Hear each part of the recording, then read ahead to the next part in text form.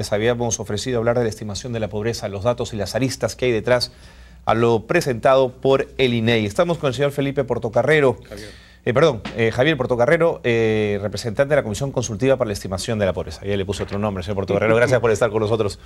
Muy buenas tardes. El BCR ha señalado que la pobreza podría bajar a 9% en 20 años. ¿Esa es una cifra demasiado optimista? Es una cifra factible, ¿no? Porque, por ejemplo, la pobreza ha bajado de 47% en 2004 a 31% el año pasado, el 2010. Entonces, en solo 6 años ha bajado 15 puntos. Entonces, en 20 años que baje al nivel que usted me dice, es una cifra completamente factible, siempre y cuando el Perú continúe creciendo a una tasa rápida, ¿no? O sea, el secreto para bajar la pobreza es un crecimiento económico rápido. ¿Cuánto es esa tasa rápida? Bueno, en esta década el Perú ha tenido un crecimiento económico de alrededor de 7% en los últimos 10 años, ¿no? Ha sido el país que ha crecido más en América Latina después de Panamá. Es el segundo lugar en el mundo y a nivel mundial es el puesto número 23 entre alrededor de 180 países. O sea que realmente es un crecimiento espectacular el que ha tenido Perú en esta década. Ahora, si bien sin duda las cifras son muy interesantes y muy alentadoras, además en un país que ha tenido la pobreza como una tara estructural, ¿no es cierto? Yo quería preguntarle si este modelo económico reduce o no reduce finalmente la desigualdad, que es uno de los temas que los datos de INEI demuestran, ¿no es cierto? Que el mundo rural parece seguir siendo muy pobre y el mundo urbano comienza a despegar y a abandonarla paulatinamente. Eso es mitad verdad y mitad falso, ¿no? Ya. Porque lo que ha pasado es que finalmente, después de muchos años, la pobreza rural ha comenzado a descender. O sea, del 2001 hasta el 2006 aproximadamente, descendía rápidamente la pobreza urbana y la pobreza rural más o menos que estaba estancada, ¿no? Pero del 2006 en adelante, la pobreza rural también comienza a descender, ¿no? ¿Y esto qué cosa quiere decir? Quiere decir, digamos, que el efecto del crecimiento en la pobreza, para que llegue al campo, para que llegue a las zonas rurales, tiene que ser un efecto de varios años de crecimiento. No es una cosa inmediata, sino que el chorreo, digamos, por así llamarlo, demora. En el caso rural es una cosa que demora, ¿no? Porque lo que más se beneficia, lógicamente, son las zonas urbanas, son las ciudades principales, y el crecimiento pues va más en los sectores modernos de la economía. Entiendo. Y para que llegue a los sectores tradicionales demora un tiempo, entonces no es tan inmediato, ¿no? Pero digamos, si este crecimiento es persistente en el tiempo, efectivamente va a tener un efecto de jalar a la gente más abajo, a la gente de la pirámide, ¿no? Pero lo jalan en forma un poco lenta. Entonces hay que introducir cosas paralelas al crecimiento económico. Antes de ver los cuadros que le hemos preparado para conversar con usted, señor Portocarrero, yo quería decirle si esto es naturalmente un proceso que debe ser lento. En los países donde la pobreza ha sido enfrentada, ¿el proceso ha sido el mismo? Es decir, ¿la pobreza poco a poco va cediendo en el mundo rural o hay posibilidad de adelantar, de ir pasos más apresurados? Hay posibilidad de ir pasos más apresurados, ¿no? Por ejemplo, pero el factor fundamental es el crecimiento, ¿no? En el caso de China, por ejemplo, China hace 30 años tenía una tasa de pobreza superior al 90%, era uno de los países más pobres del mundo, ¿no? Pero China desde hace 30 años crece al 10% anual y hoy en día esa tasa de pobreza que antes era mayor al 90% está alrededor del 30%, es parecido al Perú, digamos, En ¿no? 30 años. En 30 años, pero ha bajado pues de más de 90, 95, ¿no? O sea que han salido más de 500 millones de chinos de la pobreza, ¿no? Entonces realmente la receta a la larga es el crecimiento económico, ¿no? El crecimiento económico genera más empleo y la manera en que la gente salga sosteniblemente de la pobreza es con empleos en empresas modernas, con inversión privada, inversión pública también, pero lo fundamental, por supuesto, es que haya más inversión privada, ¿no? De acuerdo. En esa medida, y nuevamente antes de pasar a los cuadros, los planes de gobierno de ambos candidatos, ¿a usted le da la sensación que podrían garantizar un modelo de crecimiento que se sostenga, que sea creciente? Bueno, yo soy parte de las comisiones que están organizando los debates presidenciales, ¿no? Y en calidad de miembro de esa comisión no puedo pues, opinar sobre los planes de gobierno. Lo entiendo perfectamente. Vamos a ver esos cuadros que habíamos comentado, señor Portocarrero. Este, por ejemplo, evolución de la incidencia de la pobreza total 2001-2010.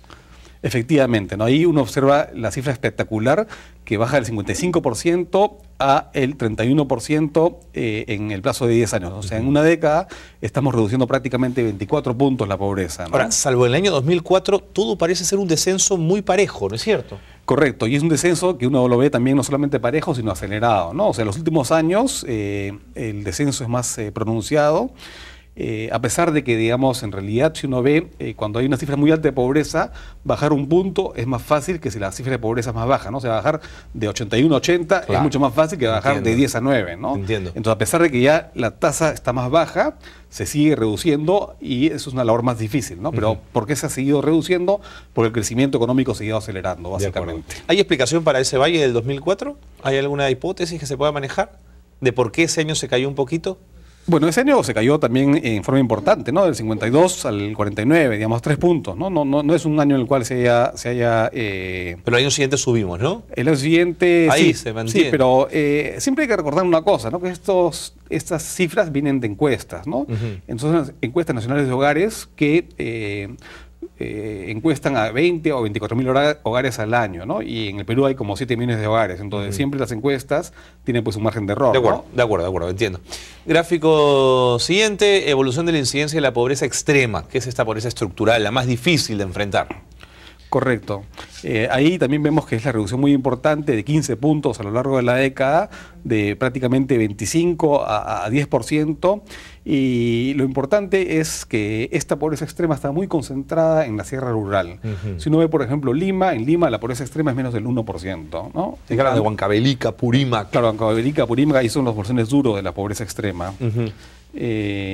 Y en esos lugares duros de la pobreza extrema, digamos, últimamente parece que el programa Juntos ha tenido un efecto importante, porque el programa Juntos, que distribuye 100 soles, que a uno acá en Lima le suena poco. No, allá es un montón. Es un montón de plata, sí, porque a veces el salario rural en esos lugares puede ser 6, 8, 10 soles al día, ¿no? Entonces realmente 100 soles equivalen pues prácticamente a 10, 15 salarios al día, ¿no? Y ahí hay un fenómeno interesante que habrá que analizar más adelante, que es cómo las mujeres administran los 100 soles, ¿no? Que parece que marca la diferencia.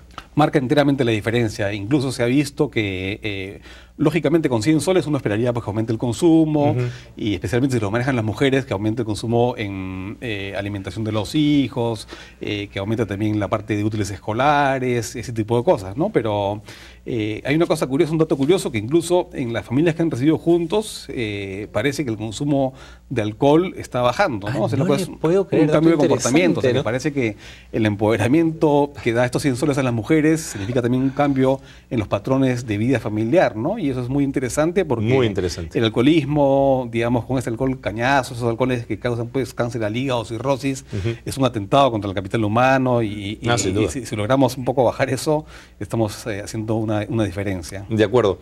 Ahora, no quiero despegarme de este espíritu, señor Portocarrero, que nos ha traído usted la conversación de hoy, de que esto es bueno y es interesante y mira al futuro con optimismo, con esperanza. Pero cuando uno ve la cifra de pobreza que bordea el 30% y se encuentra a Huancavelica con 66%, a Purímac con 61%, empieza a ver que en el Perú los promedios son a veces muy difíciles de entender porque las desigualdades son muy grandes.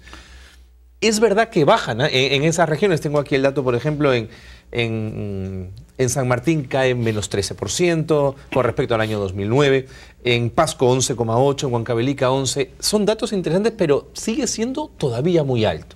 Eso es completamente cierto, ¿no? A pesar de que hemos bajado de esta manera espectacular la pobreza con el crecimiento económico muy alto, todavía pues tener 30-31% de pobreza en un país como el Perú es muy alto, ¿no? Porque el Perú ahorita acaba de pasar el año 2009, me parece, o 2008, al rango de... Estábamos en ingresos medianos bajos dentro de la clasificación del Banco Mundial y acabamos de subir un peldañito más y estamos ahora en ingresos medianos altos. Entonces, para ser un país de ingresos medianos altos, tener 30% de pobreza es demasiado elevado, ¿no? Es una cosa un poco, digamos, inaceptable en términos de... el Perú tiene un producto per cápita que es mayor o bordea los $5.000 por habitante por año, ¿no? Entonces, con $5.000 por habitante por año, realmente tener 30% de pobreza es algo, una lacra, ¿no? Y con ese porcentaje de pobreza que seamos vistos con un país de ingresos medios altos, ¿es justo? ¿Es una definición justa? ¿Cuál definición? Sí, decir que somos un país de ingresos medios altos en medio de este escenario de pobreza de 30%. Bueno, lo que pasa es que esta clasificación del Banco Mundial no está basada sobre el indicador de pobreza, está basada solamente sobre el ingreso promedio. Correcto. Y el ingreso promedio esconde pues problemas de desigualdad y problemas de pobreza, ¿no? ¿Y esto lo podemos ligar al déficit de infraestructura?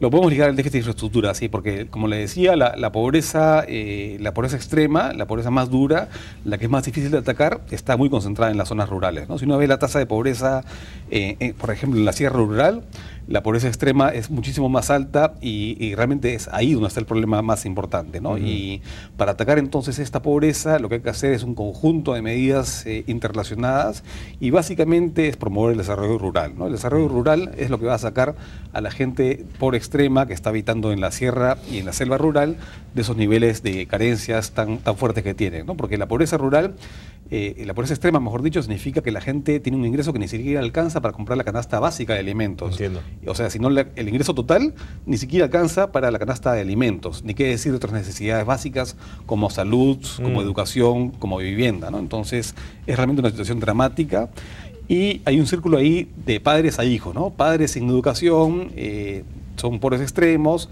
no pueden darles educación a sus hijos porque los hijos tienen que trabajar para, digamos, parar la olla del hogar, se perpetúa el círculo generación tras generación, entonces eso hay que romperlo, ¿no? Permítame ligar lo que ha comentado señor Portocarrero de la infraestructura con algo que hablamos ayer en el programa sobre el ranking de competitividad de IMD, que nos mostraba que teníamos serios problemas en infraestructura, pero no solamente en infraestructura física, también a nivel de investigación y a nivel de otros espacios de la infraestructura. Cuando se habla de infraestructura rural, ¿ahí sí estamos hablando de infraestructura física? ¿Estamos hablando de caminos, de puentes? ¿De eso estamos hablando? Estamos hablando exactamente de eso. Estamos hablando de carreteras rurales, estamos hablando también de... una cosa que sí ha progresado mucho es la parte de comunicaciones, ¿no? Los teléfonos celulares, por ejemplo, han tenido una expansión impresionante en el Perú, ¿no? Y actualmente hay un fenómeno que el doctor Richard Webb, en un estudio hecho para el CIES, ha calificado la nueva ruralidad, ¿no? Y es una cosa parecida a lo que sucedía hace 15 o 20 años en Lima, estas economías emergentes de los conos que uno no los veía, ahora sí ya es voz popular y todo el mundo los conoce y lo sabe, incluso los marqueteros los estudian y los empresarios hacen negocio a base de eso, ¿no? Pero algo similar está pasando en el sector rural en nuestro país. Hay más comunicaciones, se han ampliado las carreteras, hay más teléfonos celulares y la gente del sector rural está un poco lentamente aumentando su productividad, va a las ferias regionales, vende sus productos, hay más modernidad en el mundo rural. Entonces, ese es un fenómeno que se está dando un poco naturalmente y que el Estado debe apoyar. Debe partir de constatar qué es lo que está impulsando estos mercados y estas ferias regionales y tratar un poco de ayudar a que eso prospere. Sí, sin embargo, cuando hablamos de infraestructura, por ejemplo, en telecomunicaciones para Internet, el Plan Nacional de Banda Ancha todavía no ha entrado al área rural lo suficientemente fuerte como para generar esa infraestructura que les permita justamente a ellos tener capacidad de negocio, ¿no? Eso es cierto, ¿no? Pero también ahí uno ve el vaso medio lleno o medio vacío, ¿no? Porque, por ejemplo, hablando de acceso a Internet a nivel de hogares, el 2001 era menos del 1%. Ahora, el 2010 es 13%, ¿no? Nacional. Nacional, sí. Claro, pero siguen habiendo pues esos desniveles de los que hablábamos, Así ¿no? es, efectivamente. Lima es muchísimo más alto y pues uno va a Huancavelica, la zona rural, y prácticamente no hay Internet, ¿no? Correcto. Una última pregunta. Resumiría, probablemente injustamente, las cosas que usted ha señalado, señor Portocarrero, que crecimiento económico tiene que ver directamente con empleo, pero empleo tiene que ver también con empleo de calidad, o no necesariamente. El empleo informal puede dinamizar mejor una economía que un empleo formal que podría ser más caro. En general, el empleo formal es el empleo que ofrece mejor salario, ¿no? Entonces, son empleos con más productividad y además con protección social para los trabajadores y, por lo tanto, como país debemos orientarnos a el empleo formal. Aparte de eso, digamos, cuando uno tiene un sector informal muy grande, hay como una especie de incentivo a la informalidad, ¿no? Entonces, que todo se reproduce, todo se vuelve informal. Se vuelve informal, entonces tenemos más bien que orientarnos a la formalidad, ¿no? Eso es indudable.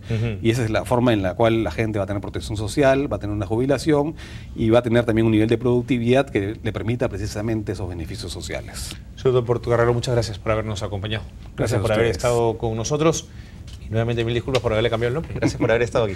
Encantado. Hemos estado con el señor Portocarrero, representante de la Comisión Consultiva para la Estimación de la Pobreza. Si ustedes me lo permiten, hacemos una pausa breve y regresamos con más aquí en Rumbo Económico. No se vayan.